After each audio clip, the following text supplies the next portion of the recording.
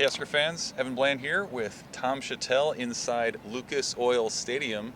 This is Tom Shatel's press pass. We're both wearing press passes today on the completion of this 2-day Big Ten Media Days. Nebraska went today. We heard from Matt Rule. Yep. We heard from Matt Rule again. We heard from players. What were sort of your big picture takeaways from Nebraska on stage? Well, for opening statements, I mean, that was we kind of joked about that because I wrote about that last year. Scott Frost didn't have a whole lot to say. I expected Matt Rule to have a whole lot more to say, and he sure did. But he kind of scared me at first because he had a short opening statement and then took questions. I thought, oh, no, don't do that to me. You got to have more than that. But he was fantastic. He was just, he really represents Nebraska well. And he's the CEO of the program. And, people can say, well, that's not that big a deal. You got to win games, and you're right. But it does matter if you take it seriously. And he takes it seriously, how he comes off, what he says, how he treats people with respect. Evan, I've covered these things. I remember going to Kansas City when I was in college in 1979 for the Bay 8 luncheon. And I remember Osborne talking, and he couldn't wait to get out of there. And Tom always hated these things, but then he would go win every game. So this doesn't always reflect what you're going to do, but this by far was the best performance by a Nebraska coach I've ever seen. Well, and there are years it seems like, Tom, where we haven't heard from the head coach for a few months, and so Right. This is sort of a catch-up period, roster stuff. That's not the case with Matt Rule. Right. He's done a lot of off-season interviews. I think we have a pretty good sense of kind of the nuts and bolts of things. It seemed like it was just a day to sort of reinforce a lot of ideals, a lot of the culture, a lot of the things that he's after.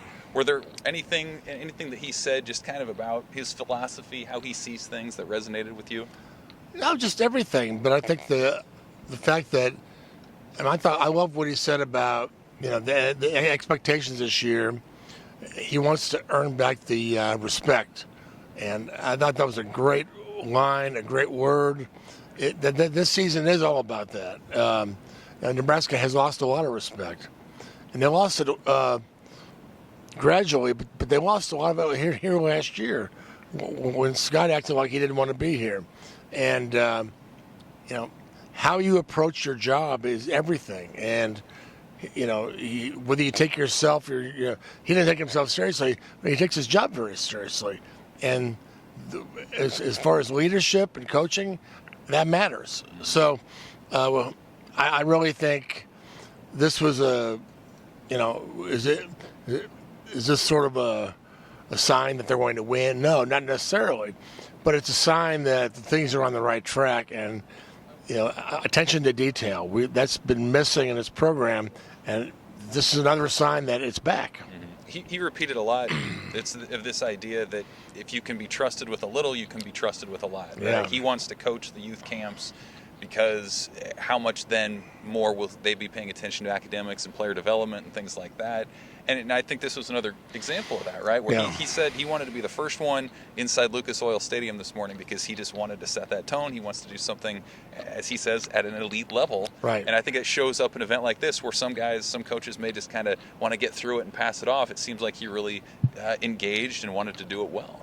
Yeah, I can't talk enough about what, and just he had people eating out of his hand over there. Just the answers, one after another.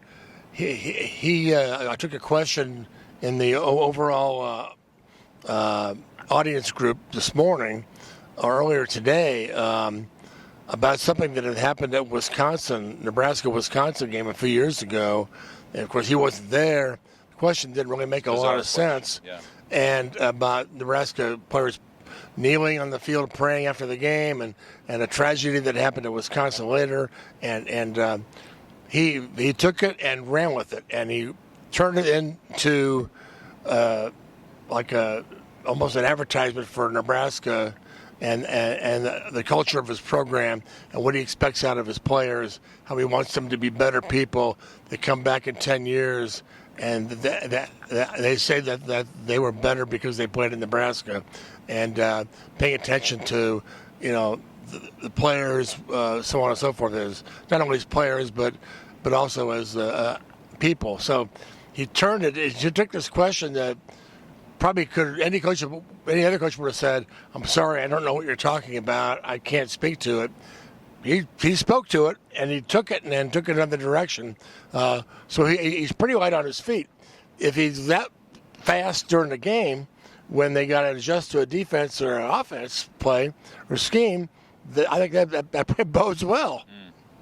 And last thought for you, too, we also heard from Nebraska players. Jeff Sims, the quarterback, Luke Reimer at linebacker, and then Ethan Piper, the offensive lineman. Did you have a chance to sit in on any of those guys and kind of get any impressions? A little bit on Sims. A good man, soft-spoken, not going to say a lot. Reimer was really good. They all just handled themselves very well. But Reimer took the respect question and said, we want people to